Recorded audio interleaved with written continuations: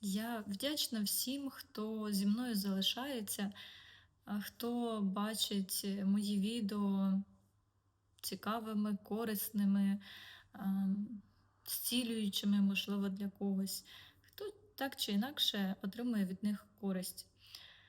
Дуже вдячна вам, що ви тут. Залишайтеся. В мене зростає мотивація записувати більше відео, коли ви є, коли ви відгукуєтесь. Тоді я розумію, що те, що я тут наговорюю, це реалізується, власне, так, як задумано.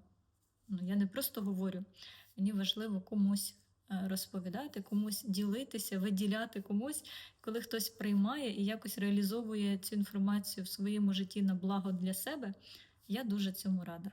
Тому залишайтесь, будьте.